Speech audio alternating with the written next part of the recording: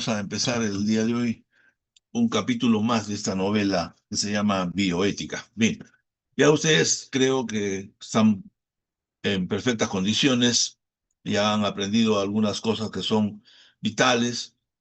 No se olviden, estamos en la segunda, la tercera generación de la bioética.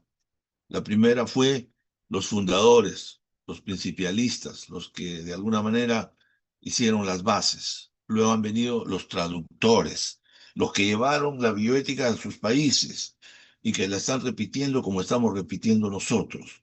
Nosotros estamos en ese proceso de formación. Y la tercera generación probablemente van a ser ustedes. Un segundo punto importante, no se olviden que la bioética es un tema que más allá de ser simplemente una teoría, de ser un adorno del sistema, es el corazón del acto profesional, del acto médico. Es el corazón del sentimiento médico, es el corazón de las expectativas del paciente.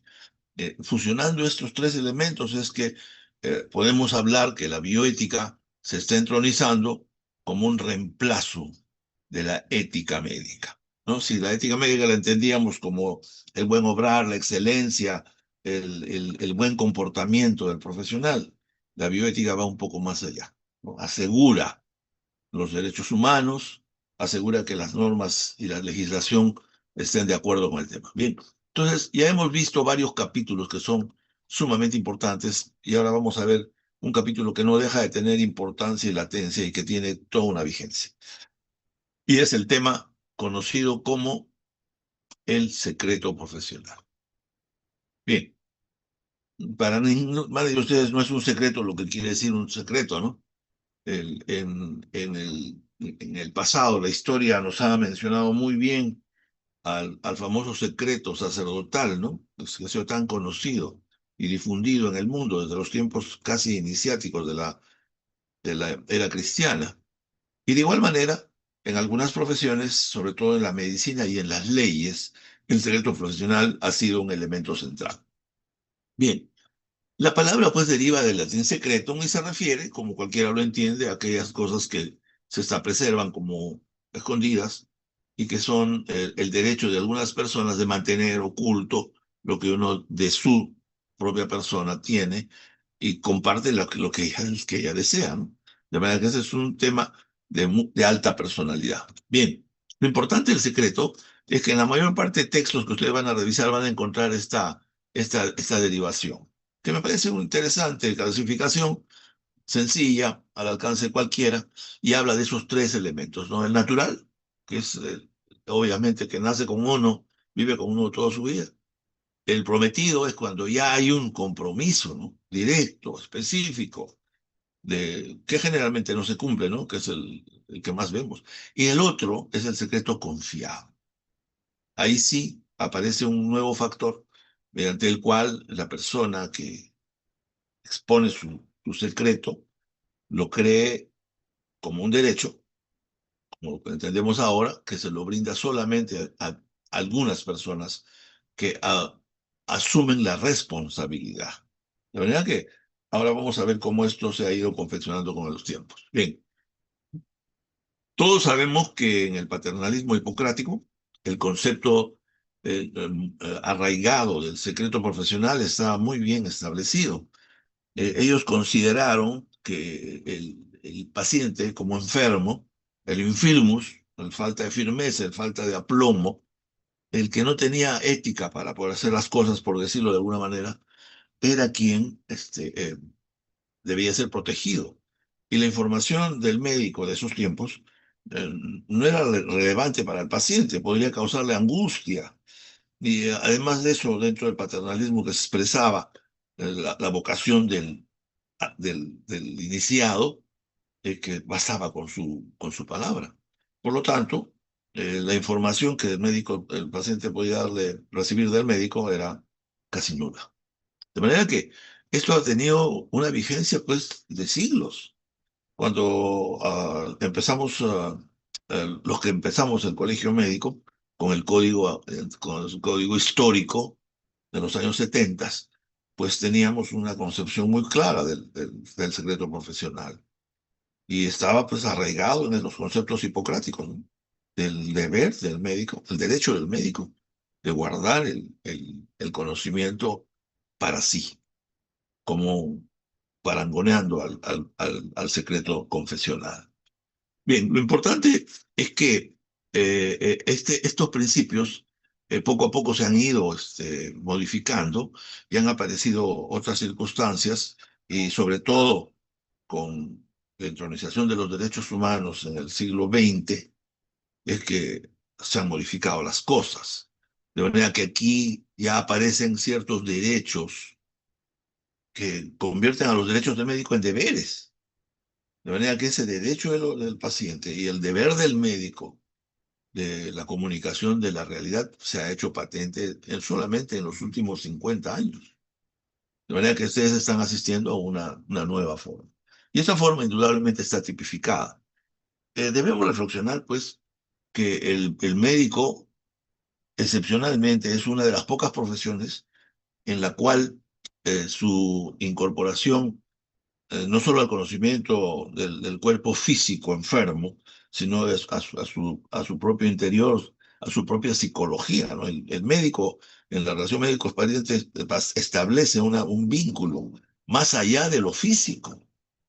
Y por eso es que los sajones, cuando indujeron a la aparición de los derechos humanos como una reivindicación que tenía ya más de 5 siglos, a través de la Carta Magna, de los documentos primitivos que existieron relacionando algunas obligaciones del Estado para con el sujeto, que se fueron convirtiendo a lo largo de esta historia en temas fundamentalmente vinculados a los derechos. De manera que cuando aparecen los derechos humanos, ya un resumen de todas estas conquistas sociales, terminan, entre otros, en el derecho a la autonomía, a la capacidad del individuo de tomar decisiones, a las enormes libertades. Y dentro de ellas, las primeras, en primera fila, es el derecho a la intimidad y a la privacidad. Son dos elementos que aparecieron así, con una fortaleza enorme, solo después de los derechos humanos. De manera que esto no ha sido una simple casualidad. Creo que ya los derechos humanos modificaron la brújula de la medicina, ya el paternalismo médico tuvo que mirar hacia una nueva condición y aparece el concepto de confidencialidad como elemento que de alguna manera se amalgama o intenta reemplazar el derecho de los médicos a guardar la confidencialidad como hoy día lo entendemos. Bien, entonces la intimidad pues es un elemento fundamental y tiene que ver de acuerdo a la descripción de las propias organizaciones de la Organización Mundial de las Naciones Unidas, es el derecho que representa la protección del paciente en el entorno inmediato frente a la intromisión no deseada de otras personas sobre su información personal y privada. De manera que fundamentalmente está orientado a eso que nosotros lo consideramos como reservado, como personal, como íntimo. Más bien el término está relacionado con esa descripción. Porque ya el otro concepto de privacidad es un concepto un poco más complejo, en el cual ya se establece como un derecho a, a controlar, que el paciente tiene el derecho de controlar la información sobre sí. Y esto indudablemente tiene una intensa, mucho más en los Estados Unidos y en Europa que en América Latina. Este concepto del derecho de la privacidad es sumamente importante, al extremo que cuando se hace esta famosa historia de Roe versus Wade en los Estados Unidos, cuando se opta por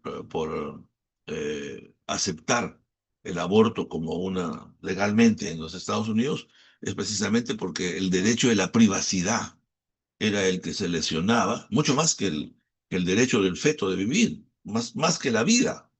Podrán entender ustedes esa contradicción, que de alguna manera pudiera ser quizás entendida o no. Lo cierto es que tanto la intimidad como la privacidad permitieron que la información que hay en el mundo tendría que ser canalizada solamente por el deseo y el derecho de cada persona. De manera que ya después, cuando el concepto de confianza se incorpora al secreto, como hemos visto en las láminas anteriores, ya se establecen unos límites en los cuales el acceso que tenemos a la información de los demás se genera una obligación de ser reservada por el receptor, en este caso por el abogado, una serie de derechos que han esgrimido en los últimos tiempos del médico, que ha tenido que obligarse a adaptarse a estas concepciones. De manera que ese secreto profesional ya comenzó a menguar y con la incorporación del concepto de confidencialidad, que ustedes lo van a ver ahora entronizado en el 100%.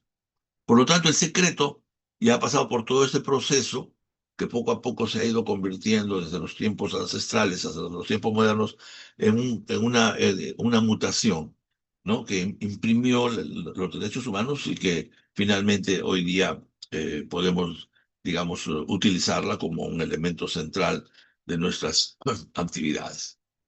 Esa evolución, pues, del paternalismo hipocrático, duro, que prevaleció durante más de 1500 años y que recién en los últimos 100 años, podemos decir, a través de los derechos humanos estamos disfrutando.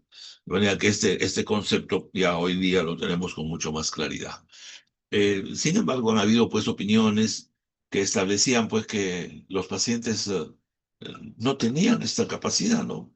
Incluso en los últimos, en el siglo XX, uno de los famosos eh, clínicos españoles, el don Gregorio Marañón, decía que el secreto profesional estaba pasando por una crisis y que el dar la información una obligación reprobable.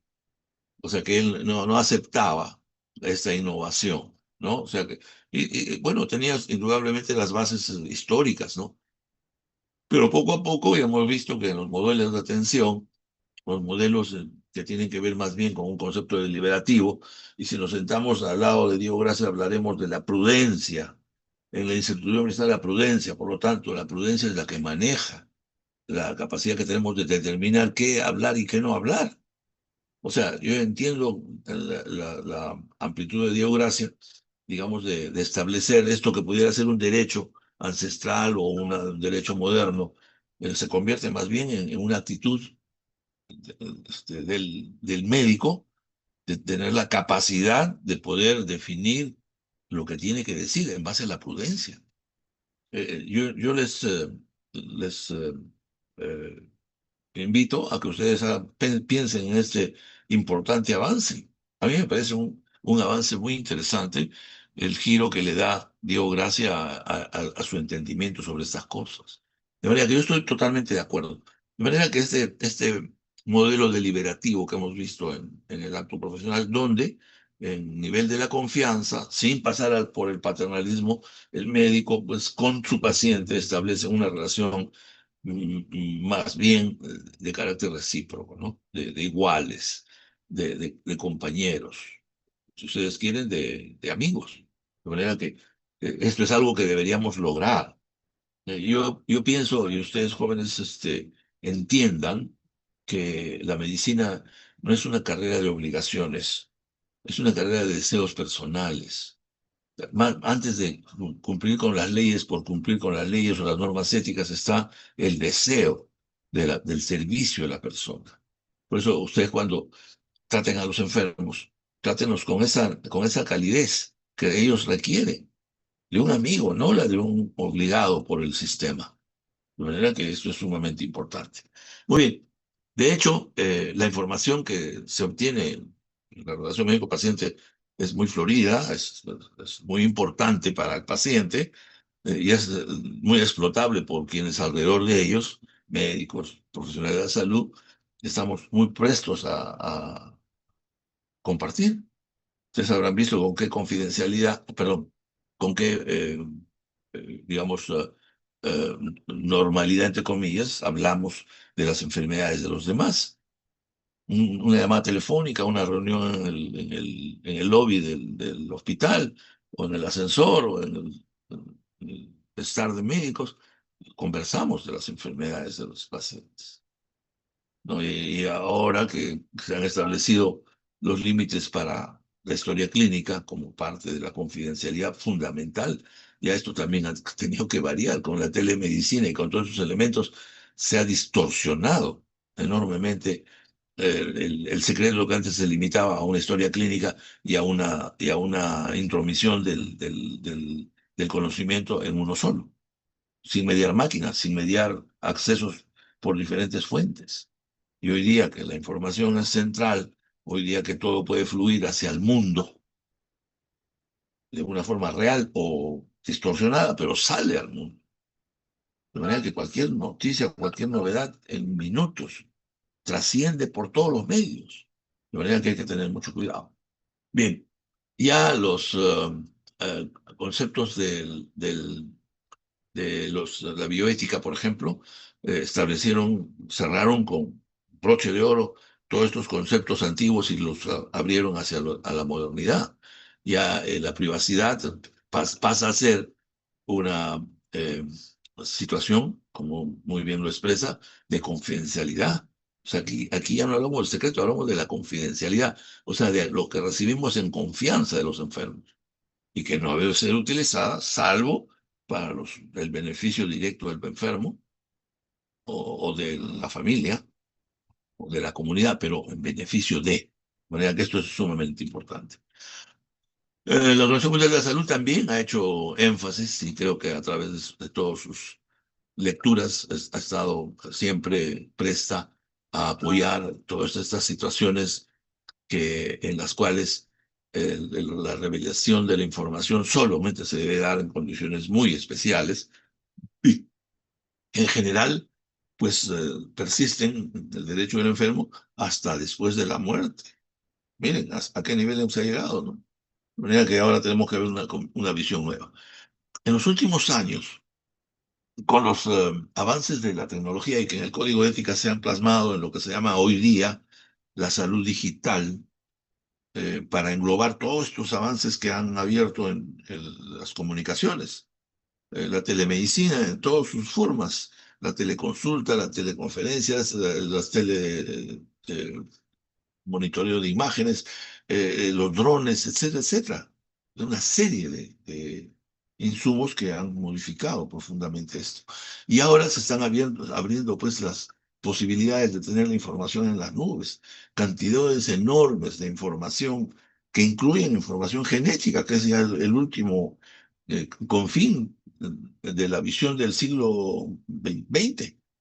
Ya antes, hasta ahí ya es esto que pensamos un universo se ha comenzado a romper y hoy día todos los conocimientos de las profundidades de la genética van a abrir una enorme cantidad de información que antes ni se esperaba que hubiera.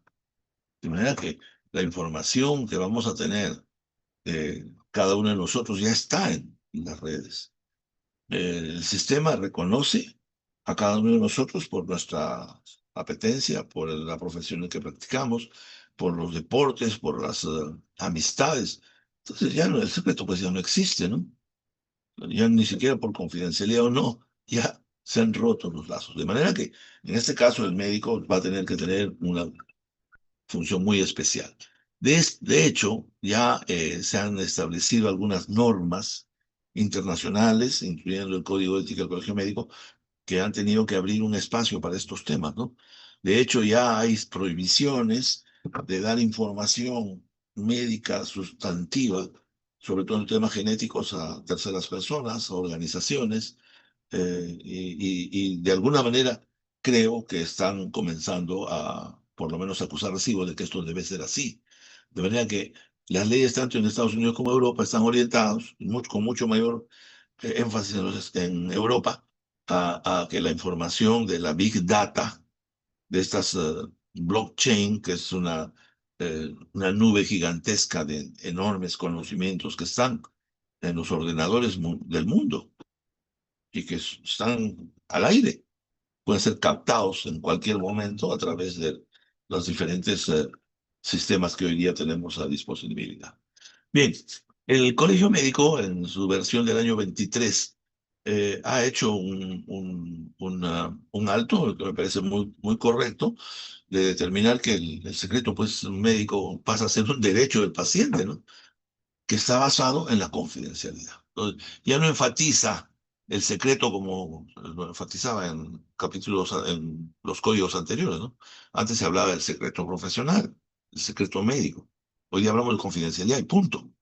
De manera que esto ha permitido que toda la información que podamos acopiar en la relación médico-paciente, ergo, el acto médico, es entera responsabilidad del médico. De manera que está obligado legal, ética y legalmente a cumplir con esta reserva, que solamente el paciente puede expresar su capacidad para permitirlo.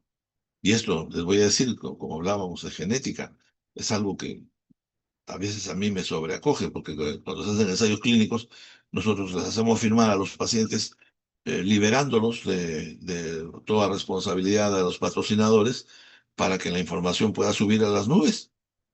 Y la verdad es que es claro, son enfermos, son personas que tienen serios problemas y que están buscando colaborar con la ciencia. Sin embargo, su información está ahí. Hoy día no sirve, no nos sirve mucho. Es como un libro en alemán, pero el día que aprendan a hablar alemán, ustedes podrían tener la información que quisieran de todo. Igualmente, el código establece con claridad en lo que se refiere pues a las comunicaciones de la reserva que tiene que ver con situaciones de corte, pues llamemos en este caso, que las autoridades de salud deben conocer, ¿no? Se supone que en una pandemia, un brote epidémico, esta información pues no puede ser guardada, ¿no? Entonces el médico está en la obligación de hacer la referencia utilizando los mecanismos de anonimización que permitan identificar el fenómeno, pero no las personas. De manera que en los tiempos, hace muchos años, hace unos 20, 25 años, cuando el SIDA estaba en hegemonía mundial y era un estigma terrible para las personas, pues en estas condiciones pues el conocimiento de los contactos era fundamental. Por lo tanto, eh, el código de ética es muy enfático en establecer estas prioridades. Eh, Esto indudablemente tiene también que ver con otras cosas que están relacionadas con diferentes formas en las cuales el secreto pues no puede ser absoluto, ¿no? Y esto indudablemente está relacionado con una serie de situaciones especiales, ¿no? Por ejemplo, la necesidad de que el paciente tenga un conocimiento de su enfermedad. Esto pues tiene una forma muy variada de concepciones, ¿no? Desde la persona que tiene el derecho absoluto a saber qué va a pasar con su vida, hasta aquellas personas que por diferentes condiciones no están en la condición de recibir la información. Y uno podría guardar la información siempre y cuando ésta beneficie directamente al paciente. Es decir, en los casos muy especiales en los cuales podríamos obviar de dar la información correspondiente. O cuando tuviera que ser, pues, como hemos mencionado, como establece la ley y el código de ética en condiciones especiales, sobre todo en las relacionadas con los problemas de salud. Otras consideraciones también, obviamente, están relacionadas con los aspectos académicos, ¿no? Y los de investigación, sobre todo. Información que a veces se vuelve sensible, pero que a veces es necesario conocer por diversas razones, ¿no? Porque no sería factible, pues, que la medicina pueda avanzar en estas áreas, ¿no? eh, Obligaciones establecidas, eh, digamos, por mediación del conocimiento que se obtiene en la medicina, por ejemplo, para efectos eh, de ingreso a instituciones armadas, de seguros de vida, para situaciones ocupacionales, etcétera, etcétera, en las cuales la información que se recaba es precisamente con ese fin y no es, pues, no puede confundirse con un secreto, cosas que están establecidas y que han sido generadas para ese fin. De manera que creo que esto podría hacernos entender por qué algunas enfermedades, pues, son de declaración definitiva, obligatorias para patrocinador del servicio que se preste, ¿no? Y eso está perfectamente entendido. De hecho, creo que algunas cosas que también son importantes y creo que siempre han existido, el médico está obligado, de todas maneras, a poder hacer denuncias, y eso no es violar el secreto ni la confidencialidad cuando se percata, sobre todo de violencia física o mental, ¿no? Que pues, se puede ejercer en algunas personas y que son a veces muy obvias, ¿no? Niños maltratados o ancianos con graves lesiones producidas por los mismos familiares son típicas. Y eso creo que es un deber ético del médico, pues hacerla, digamos, la denuncia correspondiente en el nivel correspondiente, de manera que eso no tiene ningún sentido negativo. En general, ustedes ya están en condiciones de analizar cuándo el secreto lo puedan ustedes manejar. Y eso está en relación con lo que hemos aprendido en la ética clínica. De manera que cuando ustedes ahora, las conversaciones que tengamos en los seminarios, podemos determinar con claridad cómo hacemos para determinar el impacto que tiene los principios bioéticos sobre determinadas situaciones especiales. De manera que ustedes ya están en capacidad de, a través de la ética clínica, poder determinar qué información se debe o no mantener en reserva. Eso es sumamente importante.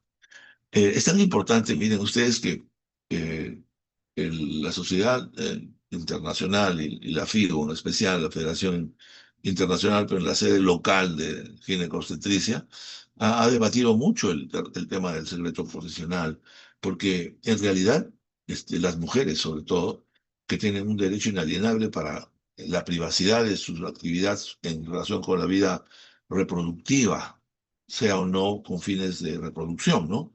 La vida sexual en general o la vida reproductiva, son pues son prerrogativas estrictamente de las usuarias y usuarios, de manera que ellos han sido los líderes por mucho tiempo en despenalizar información que podría ser guardada por el médico por razones obvias.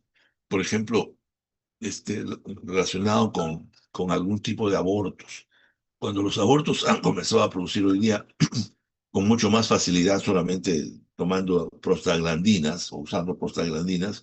Entonces, recuerdo mucho un ginecólogo que me consulta, ¿no? Y me dijo, del punto de vista ético, me dice, tengo una paciente que ha abortado, ha hecho maniobras abortivas hasta por 5 veces. ¿Debo denunciarla o no? De manera que en senso estricto, quizás apegándonos a la ley, a la norma, a la letra, deberíamos hacer la denuncia correspondiente. Pero yo creo que ustedes, personas inteligentes, no defraudarían la confianza del paciente o de la mujer que este, tiene estas consideraciones personales. Entonces, yo siempre he creído y creo, no tampoco lo tomen de una manera categórica, el médico está en la capacidad de ejercer su derecho de guardar la información correspondiente en base a la confidencialidad. Y si usted quiere poner el secreto, póngale el nombre, secreto profesional. De manera que, eh, claro, hay evidencias que no se pueden guardar, ¿no? Si tienen que ver con actos delictivos, pero con los actos que no son delictivos porque son de uso corriente y que están pues facilitadas por el avance tecnológico, no podemos tomarlas en ese mismo sentido. Muy bien. Am, de hecho, creo que también debemos considerar, para efectos legales, el secreto médico es un secreto profesional, ¿no? Eso ya no lo podemos negar. Y lo compartimos con todas las otras profesiones. Todas las profesiones liberales, casi todas, tienen la obligación de guardar y preservar el derecho de la información que ellos puedan generar en sus profesiones, ¿no? Por lo tanto, la salud no podría estar exenta de ellos. Estos límites sí creo son interesantes y deben ser cuando los intereses son superiores, cuando son de carácter legal, judicial, uno está obligado de alguna forma a cumplir con lo establecido por la justicia, ¿no? Si la justicia le exige a uno una determinada información de un enfermo o por razones justificadas, indudablemente una obligación de hacerlas de conocimiento. La Ley General de Salud establece con claridad lo que corresponde al secreto profesional. Lo establece muy simple, como pueden ustedes apreciar. Y el ministerio se abrogará el derecho, y creo que con toda razón, es un respaldo de ciudadanía, de denunciar cuando debe hacerlo y cuando no tiene que hacerlo.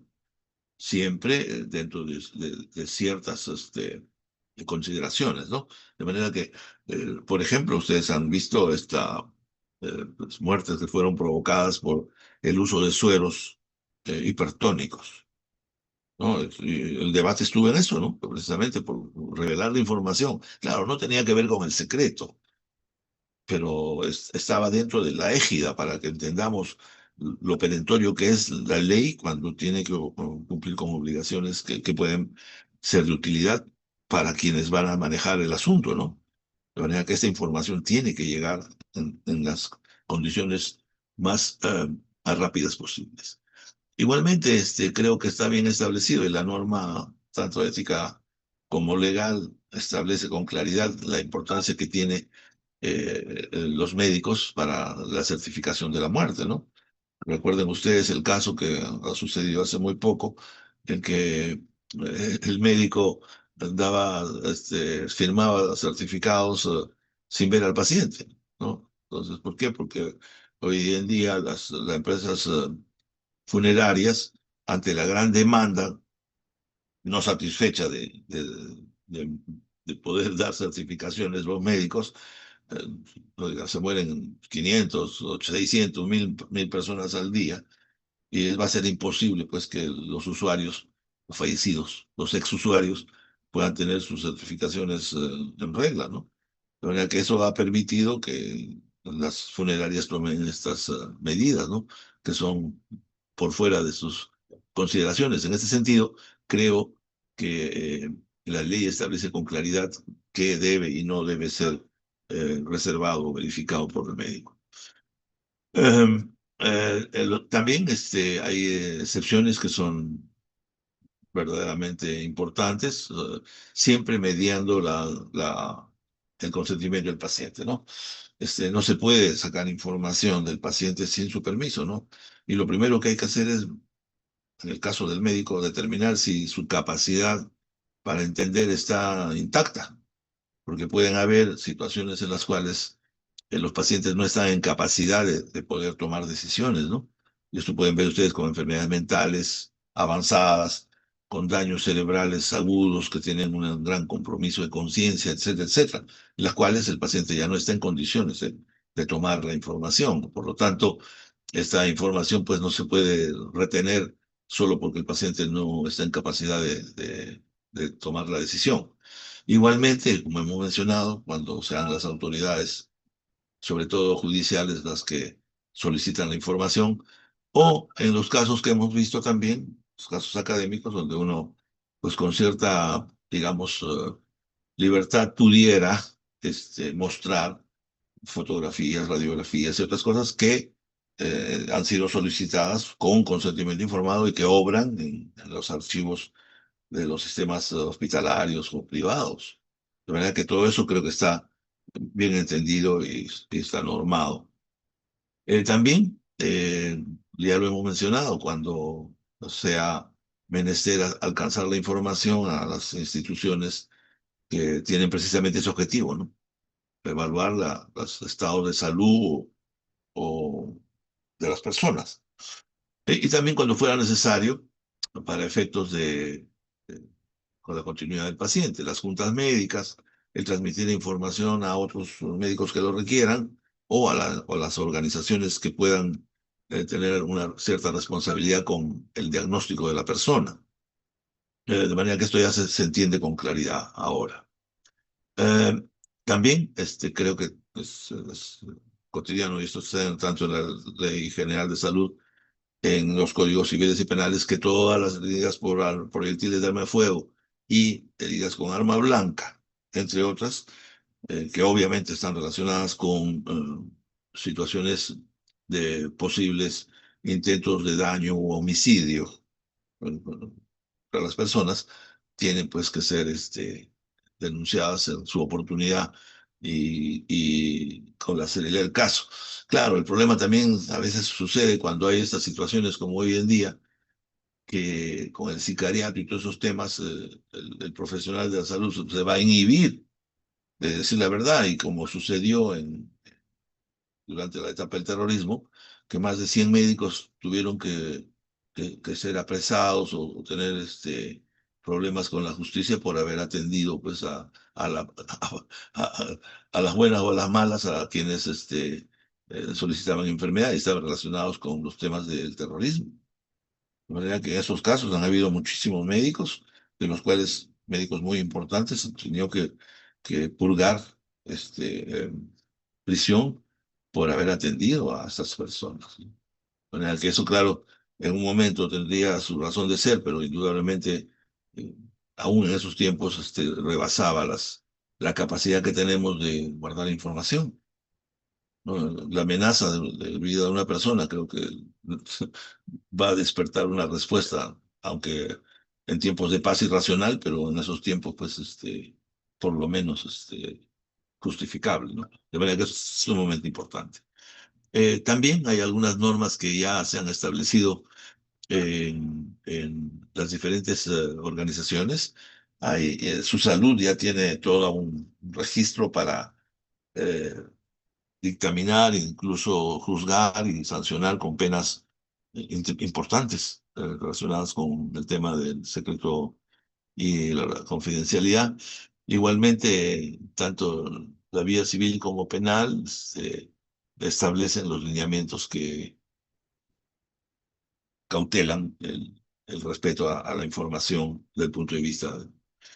El Código Civil peruano está indudablemente eh, eh, tipificado en este artículo 165, que establece que cualquiera de nosotros que tenga acceso a información confidencial y la revele sin el permiso correspondiente entra en falta, en delito.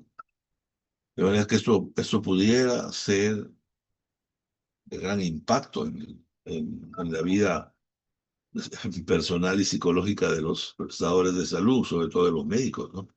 Hay que tener mucho cuidado. Yo creo que debemos quedarnos con el término de confidencialidad, que es el término moderno.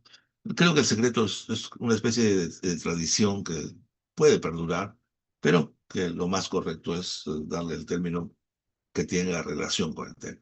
Otro tema importante también es el tema del privilegio terapéutico, que está establecido tanto en el código como en las leyes, código de ética como en las leyes, que establecen la necesidad de que el médico en condiciones especiales que considere convenientes para la salud del enfermo, lo mismo que hacían los hipocráticos, pudiera inhibir de dar la información correspondiente, ¿no? Y eso es algo que creo que me parece sumamente importante porque puede representar la sensibilidad del médico ante la tragedia humana, del conocimiento de algunas situaciones personales o familiares, ¿no?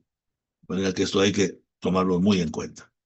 De manera que el secreto profesional ya ha sido considerado indispensable y cuenta con todo un historial que permite que la seguridad y las relaciones del médico con la sociedad se establezcan de una manera concreta y real, ¿no? Entonces, el paciente va a sentirse confiado de que la información de su persona se guarde.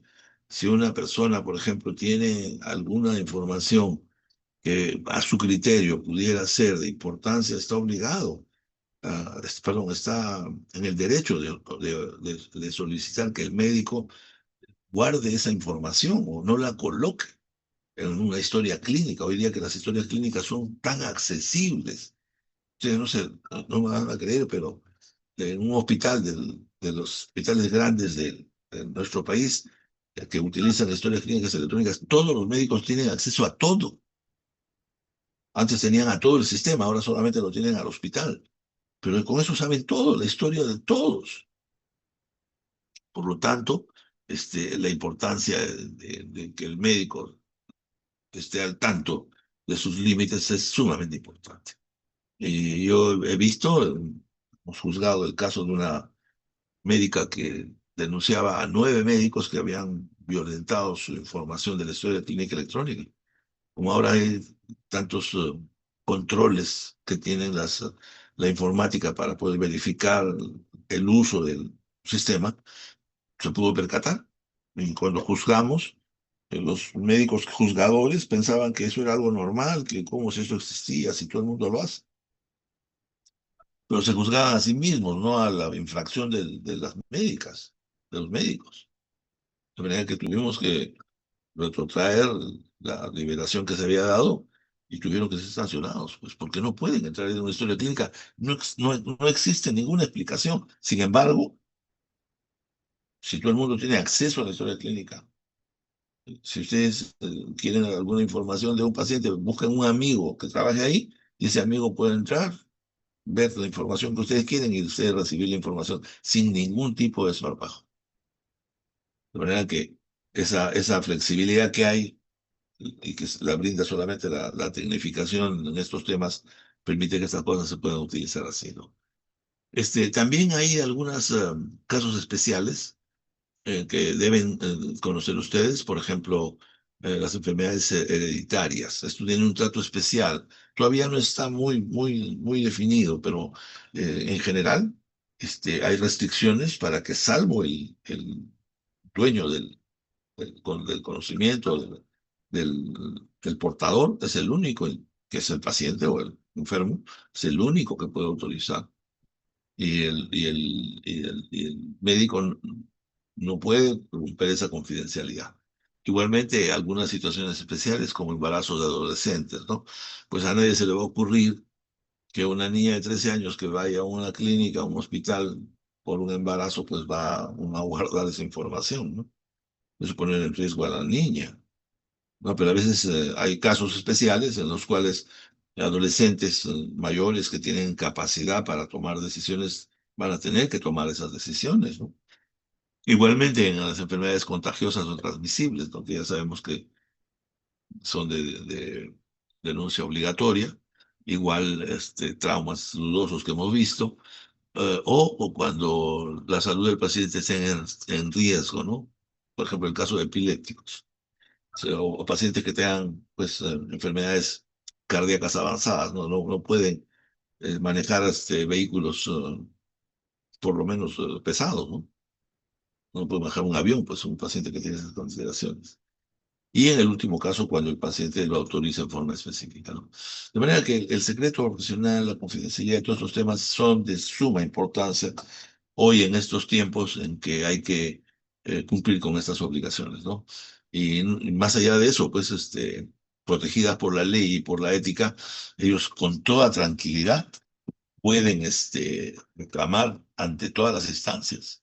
De manera que tengan mucho cuidado, porque los pacientes o los colegas, cuando se percatan de que hay infracciones de ese tipo, inmediatamente pueden utilizar la vía civil o la vía penal, además de la vía administrativa y ética. De manera que hay que tener mucho cuidado con estos temas, ¿no? Hay que saber cuándo es que tenemos la necesidad de guardar estas situaciones. Muy bien. eh, Terminado esto, les voy a dar unos 30 minutos, por favor, les pido. Dado que la universidad y la facultad de forma especial está interesada en que los cursos hagan investigación y que, cosa que es un poquito difícil, entiendo que el tiempo y el contacto que tenemos con ustedes es limitado. Sin embargo, ya he preparado yo un protocolo que lo voy a compartir esta semana con el delegado. Vamos a hacer un plan para que a todos los estudiantes del curso tengan un nivel de participación. Y este nivel de participación estará dado, entre otras cosas, por colaborar con el desarrollo de esta investigación. Es una investigación muy sencilla que tiene por objetivo establecer una presentación que debemos darle en 3 semanas relacionada con los niveles éticos, de las actitudes éticas de los estudiantes de la facultad, específicamente del curso. Entonces vamos a tratar de hacer una evaluación eh, muy sencilla, una encuesta para determinar cuáles son las percepciones que tienen y las actitudes y también los conocimientos, que no está llevada a los conocimientos porque es otro tema, pero por lo menos a los conocimientos básicos del tema y a las percepciones sobre todo de ustedes respecto al comportamiento, ¿no? Hay una serie de comportamientos que van desde las cosas más simples digamos, del comportamiento del estudiante dentro de las aulas universitarias, del comportamiento dentro de la parte académica, el comportamiento respecto a temas tan sensibles como el plagio, la suplantación y otros temas que tienen que ver al comportamiento de la relación con los docentes, la relación entre los alumnos, que a veces van más allá de una relación amical, ¿no? Que generalmente genera problemas. De manera que vamos a tratar de ver esa percepción. Entonces les pido, por favor, todo se va a registrar, de manera que les voy a dar ahorita el link y ustedes pueden abrir el enlace y contestar la encuesta, que durará unos 30 minutos máximo. Este va a ser insumo, de manera que para las calificaciones que voy a lograr digamos, del componente científico, va a estar la respuesta a esta encuesta. Eso va a ser un puntaje. Segundo, con el delegado Carlos Piscoche vamos a hacer un plan para que distribuyamos el trabajo equitativo, no una gran sobrecarga. Ya vamos a ver, les voy a dar la propuesta a Carlos el día de mañana y vamos a distribuirlo a través de las redes para que cada uno de ustedes tenga una responsabilidad sobre todo este equipo. Formaremos un pequeño equipo que tuvimos con gran éxito el año pasado, porque había mucha colaboración, para que ellos colaboren en la organización del evento, que va a ser el evento científico de aquí a 3 semanas. Va a ser muy sencillo, una presentación, necesitamos solamente pedir un salón grande para que los alumnos podamos hacer una actividad científica que va a basarse en los hallazgos. Entonces, con esos hallazgos y con la participación de ustedes en una mesa redonda y la invitación a alguna persona que ustedes consideren importante de la facultad para que sea el panelista principal o que sea el comentador o sea el expositor, eso lo vamos a ver, o nos va a permitir entonces hacer un análisis y que va a servir como insumo para la propuesta de un código de ética para que los estudiantes podamos darles la posibilidad que ellos mismos, a través de las organizaciones estudiantiles que tienen, propongan un código de ética de qué es lo que debe y qué es lo que no debe hacer un estudiante de medicina. Yo creo que los códigos actuales disciplinarios no reflejan exactamente aspectos éticos estrictamente, sino más bien son disciplinarios, ¿no? Los que generalmente los códigos tratan de sancionar, de buscar todas esas situaciones. De manera que esto vamos a hacer el día de hoy. Les pido que les comuniquen a los alumnos. Voy a tener hasta el día de mañana, al mediodía, abierta la posibilidad de que, como todo está registrado, la hora, el tiempo, etcétera, etcétera, así que nadie se me va a escapar. No vayan a ver algún vivo que no lo hace y simplemente cree que llenando 2 o 3 cosas ya lo hizo. Yo voy a revisar el Excel donde están los que participaron, la hora que entraron, la hora que salieron, y la colaboración que han tenido, porque lo que quiero es una participación activa. De manera que luego, ya en las siguientes semanas, a través de la convocatoria que vamos a hacer mañana con documentos y con distribución del trabajo a través del delegado, todos los alumnos de los dos grandes grupos puedan participar de alguna manera. Entonces va a haber la respuesta, va a haber la participación en algunos de los temas principales, vamos a hacer un concurso de pósters y lo vamos a ver cómo para que sea lo suficientemente participativo. Vamos a promover la búsqueda de un artículo relacionado con algunos temas que vamos a darles, para que todo eso contribuya de alguna manera a terminar el estudio. Y si alguno de ustedes tiene interés, yo no tengo ninguna bagaje en entregarle parte del material o el material para que haga su tesis estudiantil de graduación o lo que fuera necesario, o si alguno tiene interés en publicaciones o lo que sea también, de manera que esto permita que todos tengamos la posibilidad de compartir, de aprender. Miren, yo he tenido la oportunidad de estar haciendo entrevistas a tesistas que están haciendo cursos de bioética en las universidades de Lima. Y en esas tesis, asesorando tesis, me he dado cuenta de la mística de algunas personas. Algunas personas, bueno, yo no creo considerarme con esa mística tan intensa, tienen una verdadera vocación de porque la medicina cambie. Los médicos estamos terminando en estas generaciones nuevas muy tecnológicamente formados. Estamos perdiendo la orientación del cariño por la persona, por el respeto por la persona, por la adhesión a la persona. Estamos usando a la gente para ganar más dinero, para buscar qué examen le hacemos que cueste más para que me den ingresos. Lo esfuerzo de alguna manera a llevarlo al área privada, porque ahí le puedo sacar dinero, porque tiene... Esas cosas están pasando. Están pasando pues en formas ya exageradas. Entonces, esa vocación primigenia que debemos tener de servicio, de darle a las personas el aliento necesario para el alivio de sus males, pueden ser, van desde lo físico hasta lo social, hasta la salud psicológica de esas personas. De manera que quizás de esta manera podamos sacar un granito de arena de la formación de ustedes, no a la simple teoría, pues, de qué cosas, cuáles son los principios bioéticos y por qué esto y por qué lo otro, y qué dicen las leyes, tiene sentido, pero no es la parte central del tema, ¿no? Siempre lo he dicho, yo lo sigo insistiendo, en las pocas clases que hay, les pido que sean acuciosos, porque yo he seguido insistiendo, hay algunos salones donde la mayor, 30 alumnos, de los 20 alumnos, 10 los estamos cargando los otros 10. Entonces, no es así, pues, ¿no? Porque se supone que queremos sacar un producto de esto. Bien, entonces en este momento les voy a participar con el, el- la encuesta. Por favor, siéntense 30 minutos. Les pido que hagan, porque son preguntas que las hemos sacado de un análisis muy grande. Ya las hemos probado en pruebas piloto, funcionan, están funcionando. Con ustedes va a ser de mucho mayor impacto. Entonces, esa información la vamos a evaluar en 3 semanas y las vamos a poner a disposición de ustedes mismos para ver qué nivel ético tienen ustedes. Me hubiera gustado hacer niveles vocacionales, pero es muy complicado para eso en estos momentos. De manera que en este momento les voy a pasar el link, el enlace si me permiten un momentito.